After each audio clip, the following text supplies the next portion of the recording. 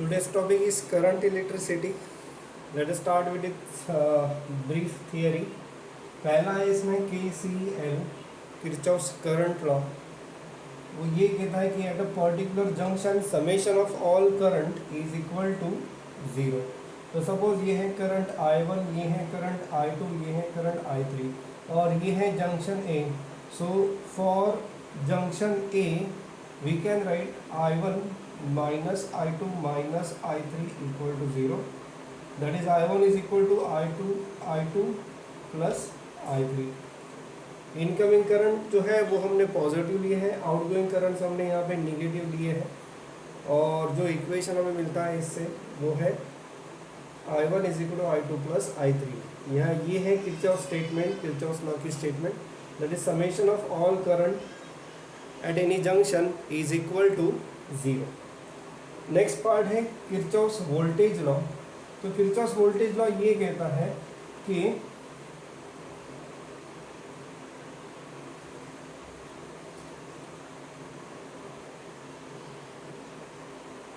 Around any close loop in a circuit total summation of all potential differences plus summation of all EMF equal to 0. ये कुछ example में हम इसे आज try करेंगे जिसमें आपको पता चले कि इसका यूज़ कैसे करना है। इसके बाद शुरू होता है आपका व्हीटस्टोन्स ब्रिज। तो व्हीटस्टोन्स ब्रिज में जो कंडीशन है, मान लो ये आपका व्हीटस्टोन्स ब्रिज है,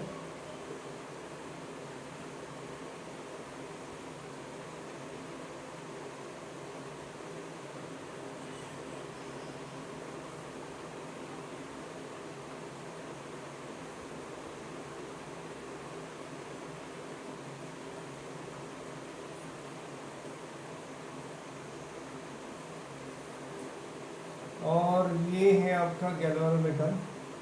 and if this bridge is balance bridge यानी current through the galvanometer is 0। तो अगर करंट 0 है then balance condition is R1 by R2 is equal to R3 by R4। ये है आपकी balance condition for Wheatstone's bridge. इसके ऊपर भी कई न्यूमेरिकल्स आपको करने हैं। It is very very important topic from this chapter. Then we have metre bridge. तो मीटर ब्रिज में मान लो लेफ्ट गैप में we have resistance X and in right gap we have resistance R and this is the meter bridge wire. This is galvanometer and this is jockey. This is length Lx, so this will be 100 minus Lx centimeter. So we have equation x by r is equal to Lx upon 100 minus Lx. ये है conclusion for metre bridge. Metre bridge के बाद जो next topic है वो है potentiometer. Potentiometer में कुछ इक्वेशंस हमने देखे जैसे कंपैरिजन ऑफ ईएमएफ। तो कंपैरिजन ऑफ ईएमएफ में E1 by E2 that is equal to L1 by L2। E1 and E2 ये दो ईएमएफ है जिनको हम कंपेयर कर रहे हैं। L1 is the balancing length for EMF E1, L2 is the balancing length for EMF E2। तो direct equation है, इसको हमने डिराइव किया था, उसके लिए आपको थियरी थोड़ी बहुत रिफर करनी पड़ेगी।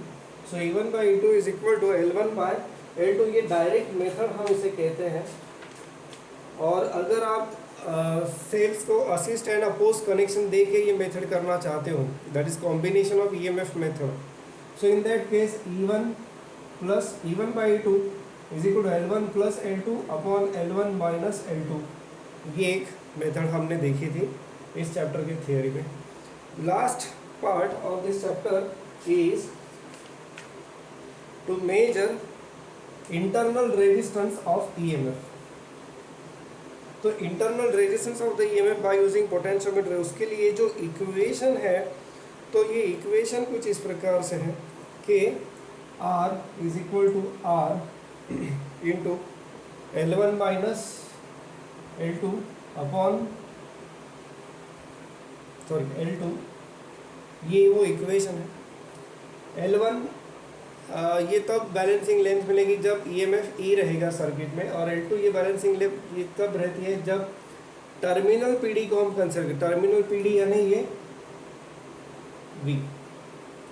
सो ये कुछ बात थी थियरी में। ये थियरी कुछ मेन पॉइंट्स मैं आपको बता रहा हूँ। इसके अलावा कुछ ऐसे भी क्वेश्चंस रहते हैं जो कि बेसिक करंट इलेक्ट्रिसिटी से आते हैं, जैसे कि एक कंडक्टर है और उस कंडक्टर की लेंथ हमने डबल कर दी, तो इनिशियल लेंथ है एल, तो कंडक्टर डबल करने से, लेंथ डबल करने से एरिया ऑफ क्रॉस सेक्शन जो है उसमें कुछ फ़र्क पड़ेगा और उसकी वजह से जो रेजिस्टिविटी है, सॉरी रेजिस्टेंस है, उसमें फ़र्क पड़ेगा।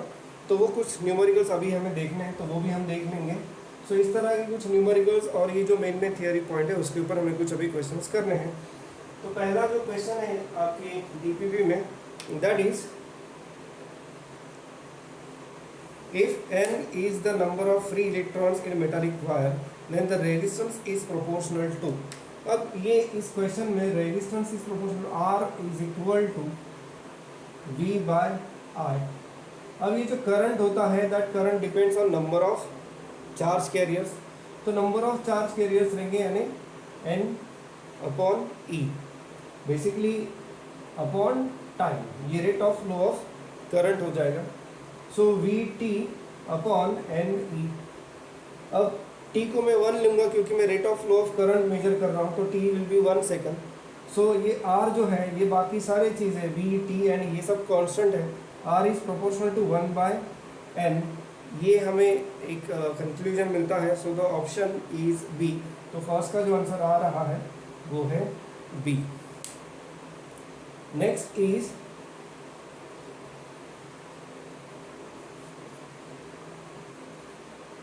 the internal resistance of 2.1 volt cell which gives current of 0.2 ampere through resistance of 10 ohm is।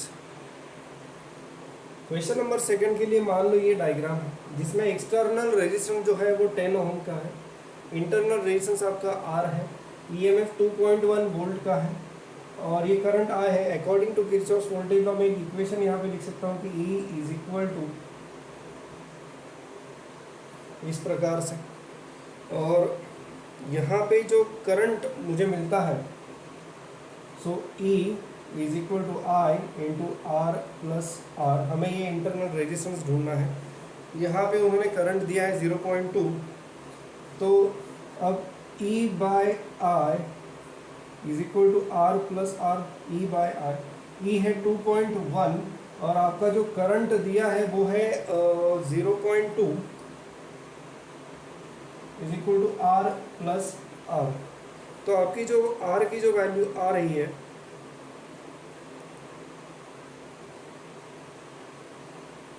अब ये 21/2 is equal to are plus R, therefore R is equal to 21/2 minus R, 21/2 minus 10 ohm, so it is 21 minus 20 upon 2, ये 1/2, answer आ रहा है 0.5 ohm. So option है ए। तो second का जो ऑप्शन आपको मिल रहा है वो है A. Next is question number 3।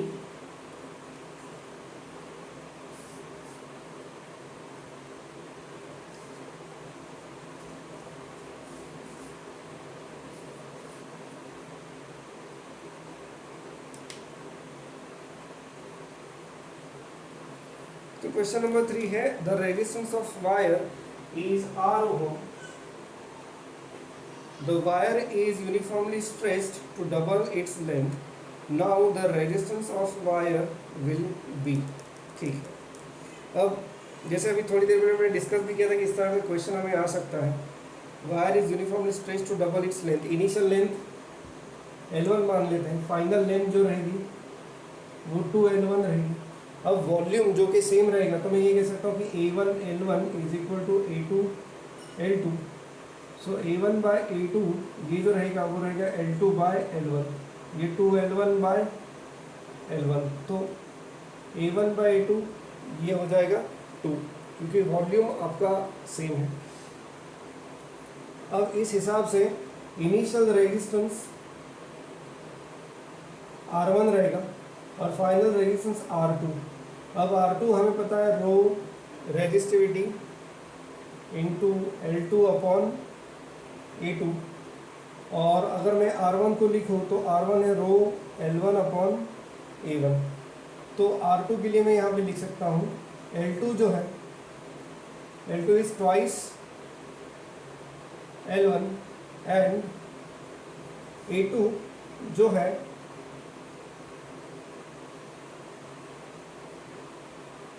वो है A1/2। तो R2 जो आ रहा है वो है 4L1/A1, that is 4 row L1/A1। सो हमें जो R2 मिल रहा है वो मिल रहा है 4 times R1। So in this case option D हमें मिल रहा है। सो क्वेश्चन नंबर 3 में yes.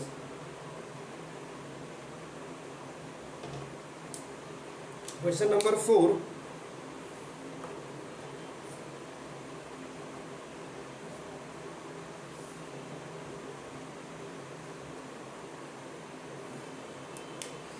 two wires of the same metal have same lengths but their cross sections are in the ratio 3:1। Length same है बट उनका cross section 3:1। They are joined in series, the resistance of thick wire is 10 ohm, the total resistance of the combination will be. कुछ इस प्रकार से मैं draw कर सकता हूँ क्वेश्चन नंबर 4 के लिए। ये है थिन वायर और ये है थिक वायर। इसका क्रॉस सेक्शन हम ले लेते हैं A2, इसका क्रॉस सेक्शन हम लेते हैं LA1 और दोनों की जो लेंथ है वो है सेम, तो उसको हम LL ये सिंबल दे देते हैं। Okay, so R is rho L/A। इसका मतलब ये होता है कि resistance is inversely proportional to area अगर लेंथ एंड रेजिस्टिविटी सेम है, क्योंकि मटेरियल सेम है। सो मैं यहाँ लिख सकता हूँ कि R1/R2 is equal to A2/A1। अब हमें ये पता है कि जो थिक वायर है उसका जो क्रॉस सेक्शन है वो है 3:1। सो ये आ जाएगा 3/1। ओके, तो अब जो थिन वायर है, थिकर वायर, वो 10 ओम है, यानी R2 is 10 ohm। So R1 will be 3 times R2, so 3 into 10 30 ohm, ये R1 आ जाएगा। और वो दोनों सीरीज में हैं, तो जो नेट इफेक्टिव रेजिस्टेंस रहेगा वो रहेगा R1 प्लस R2, तो ये आ जाएगा 10 प्लस 30, तो आंसर आ रहा है 40 ओम। तो ये है आपका आंसर, ऑप्शन है सी, 4th का आंसर आ रहा है C. Question number 5,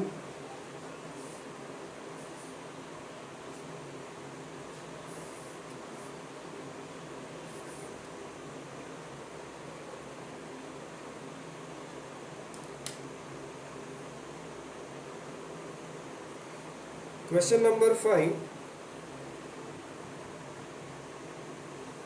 a wire 1 meter long has resistance of 1 ohm if it is uniformly stretched so that its length increases by 25%, then its resistance will increase by। Okay, ठीक है। इसमें देखो पहले तो इसका इनिशियल रेजिस्टेंस दिया है 1 ओम, चलिए, और अब उनका कहना यह है कि लेंथ जो बड़ी है वो 25% से बड़ी है, यानी मैं ये लिख सकता हूँ कि L2/L1 इज 125/100। अब हमें ये पता है कि A1L1 is equal to A2L2, volume, initial volume, final volume. So A1/A2 जो आ रहा है वो आएगा L2/L1, दैट इज 125/100। ओके, अब ये होने के बाद उन्होंने पूछा है कि what is the percentage change in resistance. तो इनिशियल R1 है, so R2 is equal to rho L2/A2।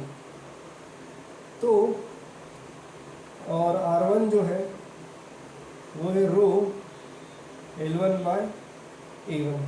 So R2/R1 अगर मैं करता हूँ, सो R2/R1 मुझे मिलता है L2/L1 इंटू A1/A2। E2। तो ये 125/100 इंटू 125/100। और अगर मुझे परसेंटेज में चाहिए तो परसेंटेज यानी मैं यहाँ पे 100 से मल्टीप्लाई करूँगा। सो R2/R1 ये 125 इंटू 125 इंटू 100 जो कि मुझे परसेंटेज में चाहिए, और ये यहाँ 100 इंटू 100, तो एक 100 कैंसिल हो जाएगा और जो आपको R2/R1 मिलेगा आंसर वो आपको मिलेगा 156.25 अपॉन 100। सो ये जो परसेंटेज आपको मिल रहा है, रादर सॉरी ये 156, यस ये 156.25 आपको मिलेगा। तो ये जो आपको आंसर मिल रहा है ये आ रहा है 56%, और जो कि ऑप्शन है सी। यानी अगर आप R2 minus R1 upon R1 into 100 करोगे तो आपको जो आंसर मिलेगा वो मिलेगा 56.25%। तो फिफ्थ का जो आंसर आपको मिल रहा है वो है सी। Question number 6।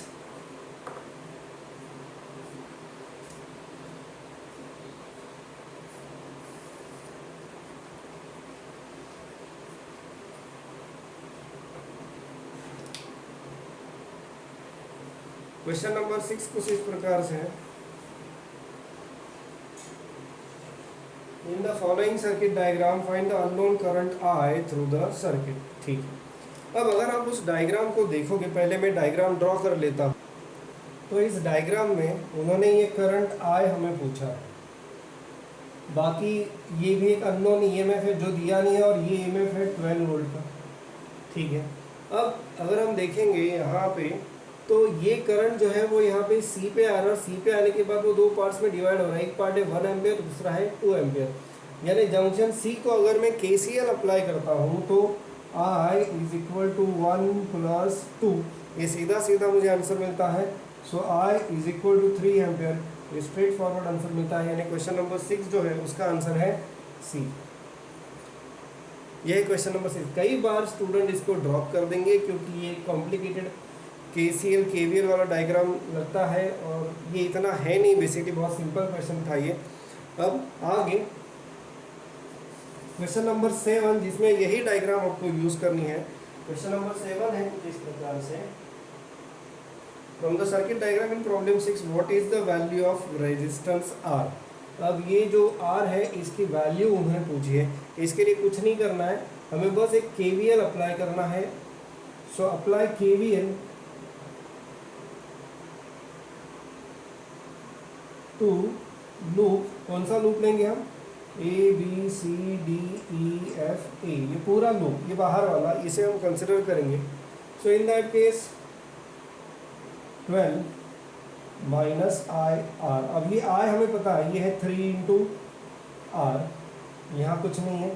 यहाँ पे मैं -2 इंटू 3 -6, और वापस से रिटर्न टू है तो ये 0 अकॉर्डिंग टू KVL।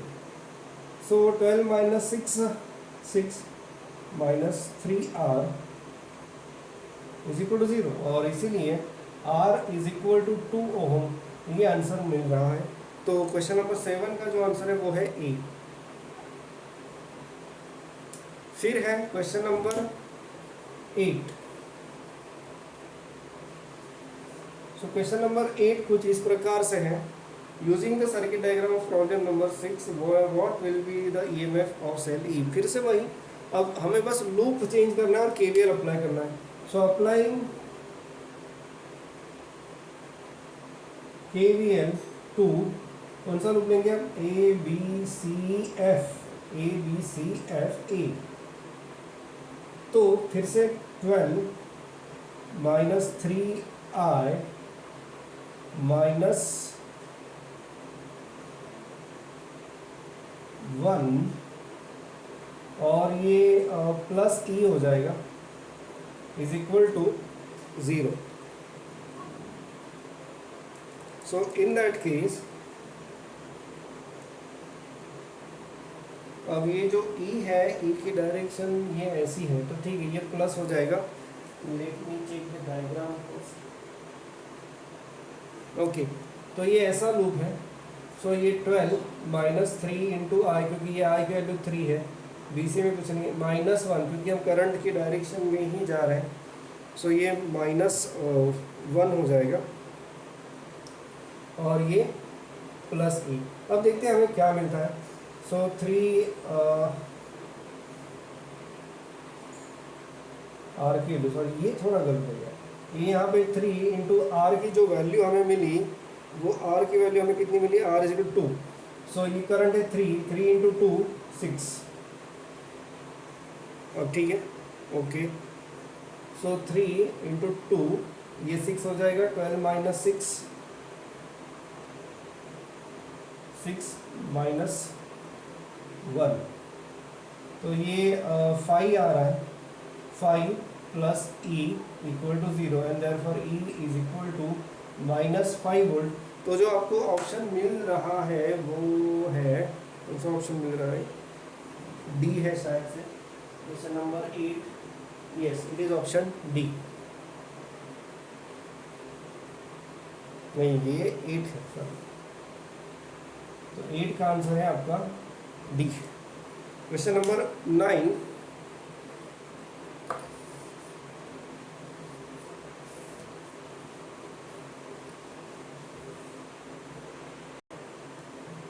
ये है क्वेश्चन नंबर 9 के लिए व्हीटस्टोन ब्रिज, PQRS 10, 30, 30, 90, ये इस तरह के रेजिस्टेंसेस उन्होंने दिए हैं।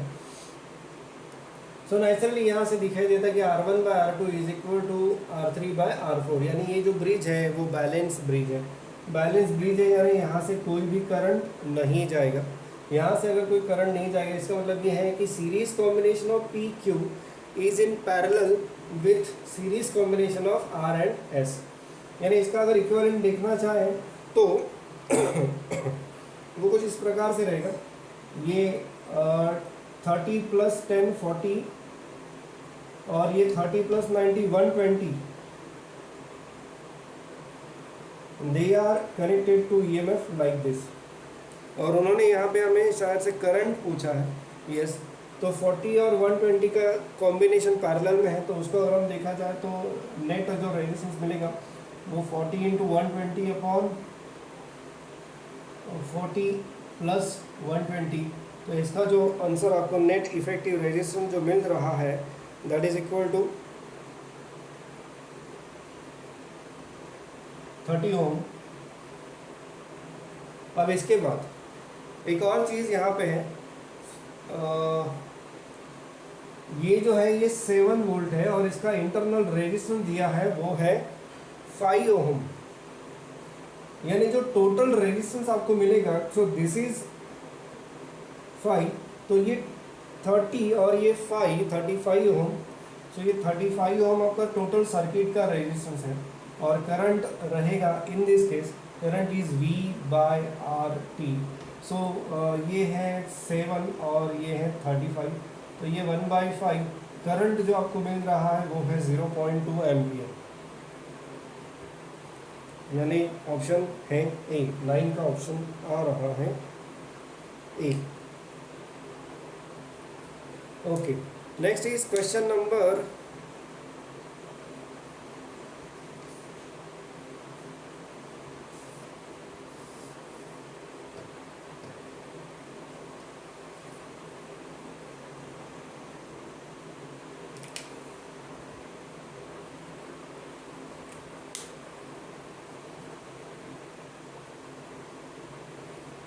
10. In Wheatstone bridge, 3 resistors PQR are connected in 3 arms in order, and fourth arm is formed by 2 resistors S1 S2 connected parallel. The condition for bridge to be balanced is, अब देखिए ये P by Q is equal to R upon S।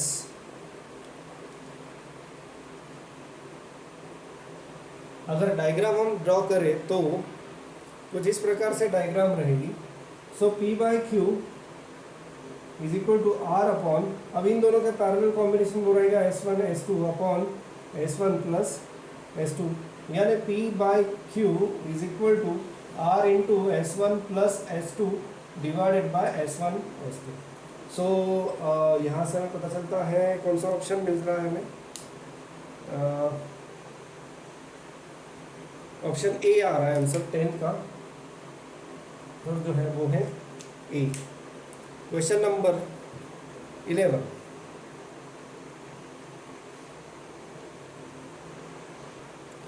ये है question number 11 का setup, जिसमें पता चलता है कि लेफ्ट गैप में हमने x रेजिस्टेंस कनेक्ट कर दिया है और राइट गैप में हमने 2x रेजिस्टेंस कनेक्ट कर दिया है।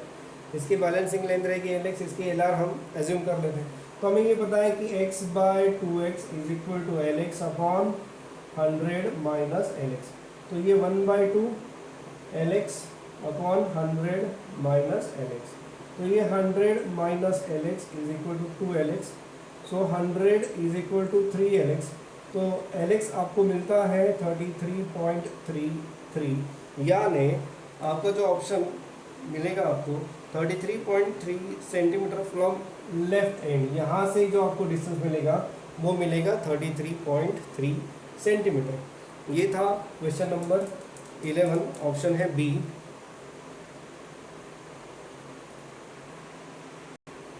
अब क्वेश्चन नंबर 12 में ये कहना है कि अगर ये मैं 70 ओम रेजिस्टेंस लेता हूँ तो ये जो लेंथ मुझे मिल रही है वो है 70 सेंटीमीटर। तो ये लेंथ बचेगी कितनी, ये बचेगी 30 सेंटीमीटर। और उन्होंने पूछा है कि अननोन रेजिस्टेंस इज, मान लो कि ये अननोन रेजिस्टेंस है ये x, तो हमें पता है कि 70/x is equal to 70 upon 30। So x जो है वो सीधा सीधा आ रहा है आपका 30 ohm, 70 cancel, 1/x is equal to 1/30, x is equal to 30 ohm. ये आपका आंसर आएगा। 12 का जो आंसर आ रहा है वो है ए।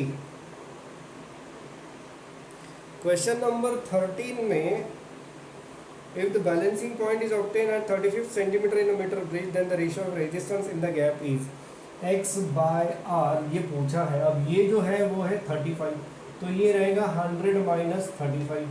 सो 35 अपॉन 100 माइनस 35, तो x/r जो हमें मिलेगा 35 अपॉन 65। तो ये जो रेशो रहेगा ये 7/13, ये मुझे मिलेगा 7/13, यानी ऑप्शन है C. Question 13 answer is C. Next is question number 14। तो क्वेश्चन नंबर 14 में क्या पूछा है जरा देख लेते हैं। If the length of potentiometer wire is increased, then the accuracy of in the determination of null point, याद रखो कि जितनी लेंथ ज़्यादा रहेगी उतनी उतनी एक्यूरेसी ज़्यादा रहेगी। तो इसीलिए 14 का जो आंसर है वो है ए।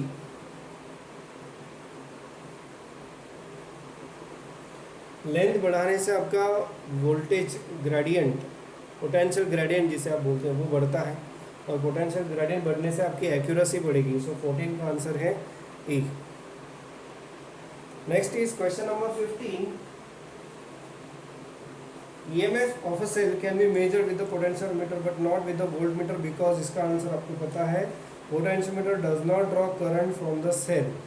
अगर मैं वोल्ट मीटर यूज करता हूँ तो measure EMF of a cell, तो नेचुरली वोल्ट मीटर से करंट फ्लो होता है। Voltmeter will consume some current, तो ये जो आपको वोल्टेज दिखाएगा that will be less than E, because some potential drop occurs across internal resistance of the battery। That's why आप volt meter से जो मेजर करेंगे तो उससे आपको एग्जैक्ट EMF नहीं मिलेगा, थोड़ी बहुत एरर उसमें रहेगी। But what is the advantage of potentiometer? Potentiometer आपको प्रोसीजर याद होगी, it will not consume any current. आपको नल पॉइंट जहाँ पे मिलता है वहाँ पे आप रीडिंग लेते हो। नल पॉइंट यानी आप बैटरी में से कोई भी करंट कंज्यूम नहीं कर रहे हो। इसीलिए 15 का जो आंसर है वो है C, potentiometer does not draw current from the cell. So 15 का आंसर है सी।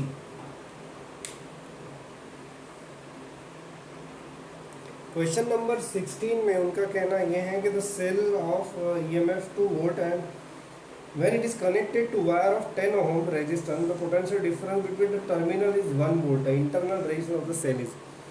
टर्मिनल्स यानी ये जो वोल्टेज आपको मिल रहा है यहाँ पे, ये वोल्टेज, ये दो पॉइंट्स के बीच में, ये 1 वोल्ट है।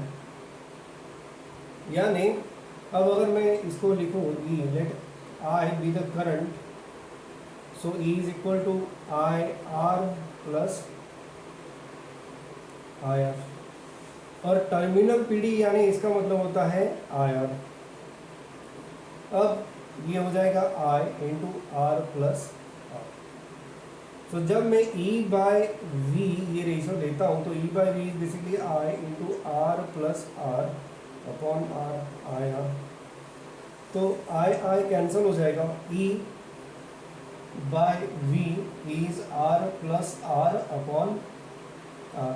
E है 2 और ये टर्मिनल PD है 1। फिर से एक बार बताओ, टर्मिनल PD यानी ये जो एक्सटर्नल रेजिस्टेंस है उसके अक्रॉस जो वोल्टेज आ रहा है उसको कहते हैं टर्मिनल PD, वो 1 आ रहा है।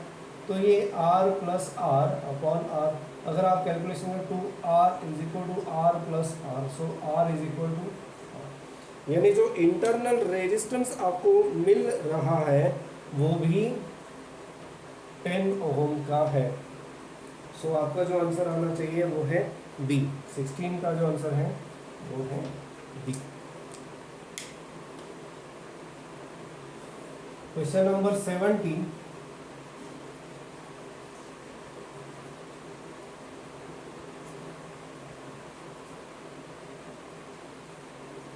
क्वेश्चन नंबर 17 कुछ इस प्रकार से है। A potentiometer wire of 100,000 centimeter length is adjusted to given null point at 500 centimeter with a standard cell EMF of 1.018 volt. The EMF of cell which gives null point at 600 centimeter is, ठीक, यहाँ पे पहला जो cell दे रहा है, पहला cell है, question number है ये 17, तो E1 which is equal to 1.018 volt, ये आपका E1 है, और जो कि बैलेंसिंग लेंथ इसकी आ रही है वो आ रही है 500 सेंटीमीटर। अब E2 जिसका EMF हमें ढूंढना है, इसकी बैलेंसिंग लेंथ आ रही है 600 सेंटीमीटर।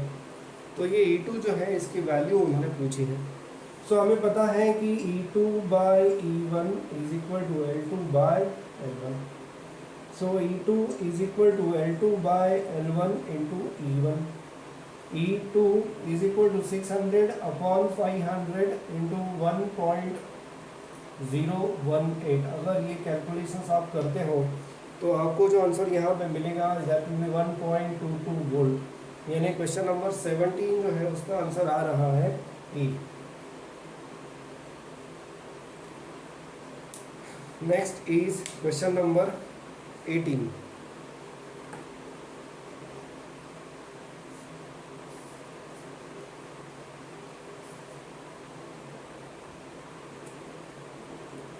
क्वेश्चन नंबर 18 कुछ इस प्रकार से है।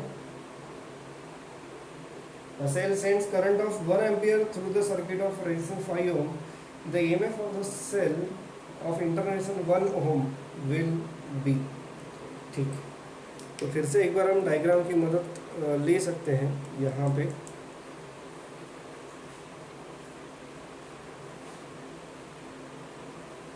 थ्रू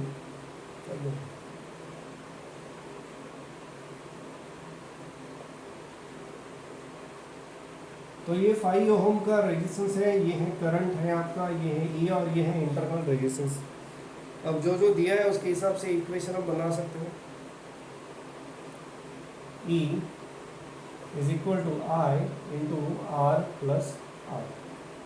करंट दिया है 1 एम्पियर, सो 1 5 और इंटरनल रेजिस्टेंस जो है वो है 1, सो इट इज 6 वोल्ट। तो क्वेश्चन नंबर 18 का जो आंसर है वो आ रहा है C. Next is question number 19।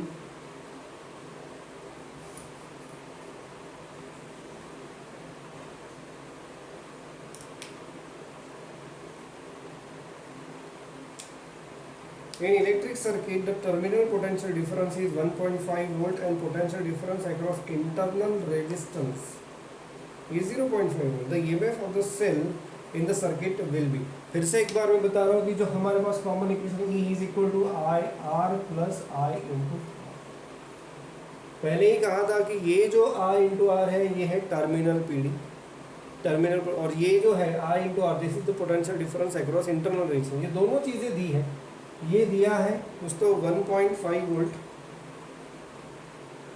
और इंटरनल रेजिस्टेंस के अक्रॉस जो पोटेंशियल डिफरेंस है वो है 0.5। तो नेचुरली ईएमएफ जो रहेगा वो रहेगा 2 वोल्ट। तो ये आंसर है 19 का, आंसर है D. Question number 20।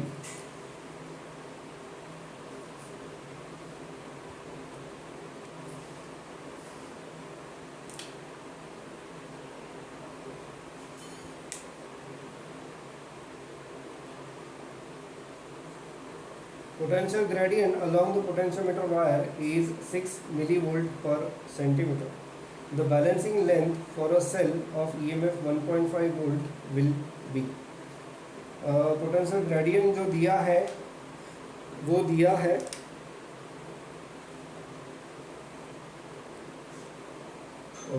0.6। Potential gradient का मतलब को ये हो पता होगा V/L, and that is 6 millivolt, यानी 6 इंटू 10⁻³ वोल्ट पर सेंटीमीटर। ठीक है, तो बैलेंसिंग लेंथ पूछी है फॉर 1.5 वोल्ट। तो याद रखिए बैलेंसिंग लेंथ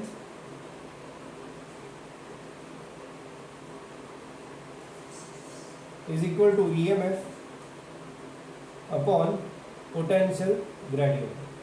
सो EMF जो है वो है आपका 1.5 और पोटेंशियल ग्रेडियंट है 6 इंटू 10⁻³ ये वोल्ट पर सेंटीमीटर। तो जो आपका आंसर मिलेगा आपको that is equal to 250 centimetre. 250 centimetre यानी क्वेश्चन नंबर 20 का जो आंसर आ रहा है वो है सी।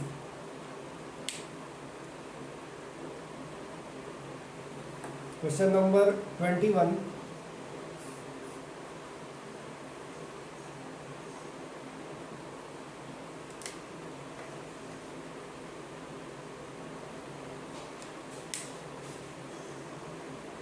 The wire of potentiometer has resistance 4 ohm and length 1 meter. ठीक है, it is connected to a cell of EMF 2 volt and internal resistance 1 ohm. The current flowing through the potentiometer. इसकी अगर सिंपल डायग्राम हम draw करें, ये है EMF की value उन्होंने दी है 2 वोल्ट। इसका इंटरनल रेजिस्टेंस जो है वो दिया है 1 ओम, और जो एक्सटर्नल रेजिस्टेंस यानी रेजिस्टेंस ऑफ वायर जो है वो है 4 ओम। यस, करंट पूछा है तो करंट कितना रहेगा, ऑब्वियसली टोटल रेजिस्टेंस, ये दोनों सीरीज में है तो ये 5 ओम हो जाएगा टोटल रेजिस्टेंस, और आपका करंट जो रहेगा that is E/R। So E है 2 वोल्ट अपॉन 5, तो करंट जो आपको मिलेगा वो मिलेगा 0.4 एम्पियर। 21 का जो आंसर आ रहा है वो है सी।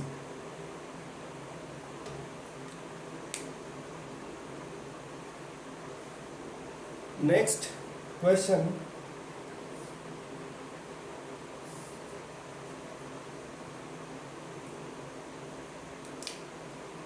ट्वेंटी।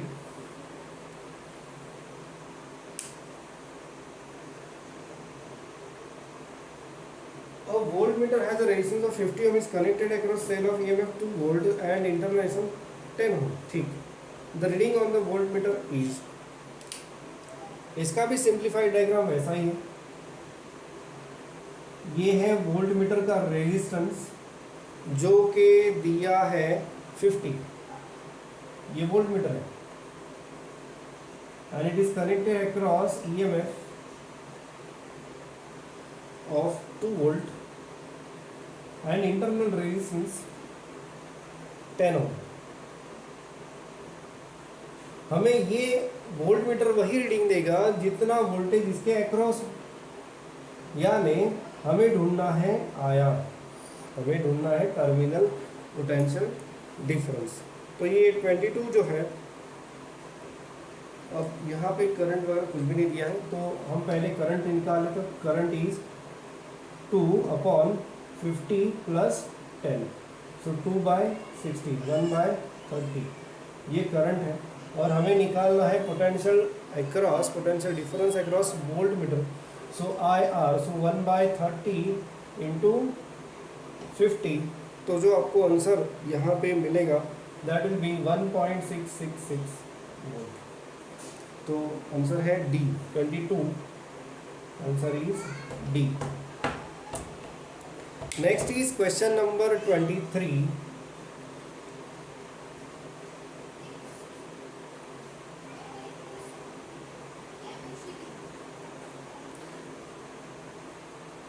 क्वेश्चन नंबर 23 है, a 10 volt battery of negligible internal resistance is charge by 200 volt DC supply. ठीक है, if the resistance in the charging circuit is 38 ohm, what is the value of charging current? अब एक 200, question number 23, 200 volt की battery है जिसमें कुछ internal resistance, दोनों में इंटरनल रेजिस्टेंस नहीं दिया है, ये 200 वोल्ट, बट उन्होंने एक दिया है कि there is a resistance of 38 ohm in between. So ये है वो 38 ओम का resistance and it is charging a battery of 10 volt. तो 10 वोल्ट की बैटरी ऐसी रहेगी, ये इस तरह से कनेक्शन रहेगा। तो अगर मैं मान लो करंट इज आई, हमें ढूंढना है करंट ही ढूंढना है हम। सो अगर मैं KVL अप्लाई करता हूँ, तो KVL अप्लाई करता हूँ, मान लो ये ABCD, सो अप्लाइंग KVL टू ABCD मुझे मिलता है -38I -10 plus 200 equal to 0। So -38I और ये 200 -10 यानी ये plus 190 is equal to 0। I is equal to 190/38। तो जो करंट मुझे यहाँ पे मिल रहा है वो है 5 एम्पियर्स। तो ऑप्शन है आपका सी, 23 का आंसर है C. Next is question number 24।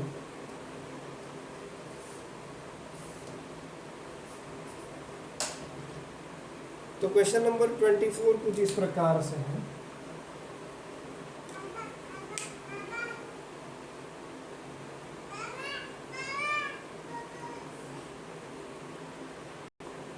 Question number 24 बहुत आसान है। E1 दिया है, EMF दिया है E1 that is equal to 1.25 volt और E2 जो है वो हमें पता नहीं है, बैलेंसिंग लेंथ दी है for E1 that is 35 centimetre और सेकंड के लिए बैलेंसिंग लेंथ दी है 63 सेंटीमीटर और उन्होंने पूछा है E2। बहुत सिंपल क्वेश्चन है, it is E2/E1 is equal to L2/L1. So E2 is equal to L2/L1 into E1. So E2 is equal to L2 is 63/35 into E1 is 1.25। आपको जो E2 यहाँ पे मिलेगा that will be around 2.25। Yes, it is option C। 24 का जो answer आ रहा है वो है सी।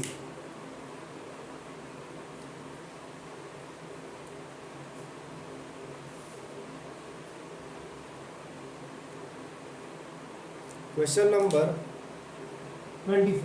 क्वेश्चन नंबर 25 में potentiometer wire of length 1 metre is connected in series with 490 ohm resistance and 2 volt battery. If 0.2 millivolt per centimetre is the potential gradient then the resistance of the potentiometer wire is. ठीक है, कर लेते हैं इसको भी।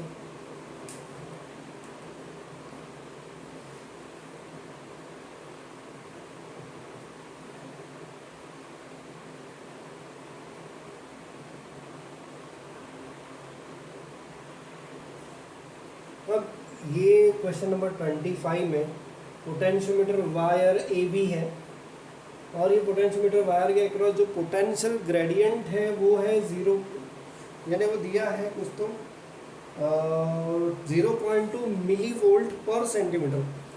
तो total जो potential difference रहेगा, you multiply this wire bye its length that is 100 centimetre, तो ये टोटल पोटेंशियल डिफरेंस आ जाएगा अक्रॉस वायर ए बी, जो कि मुझे मिल रहा है 0.02 वोल्ट।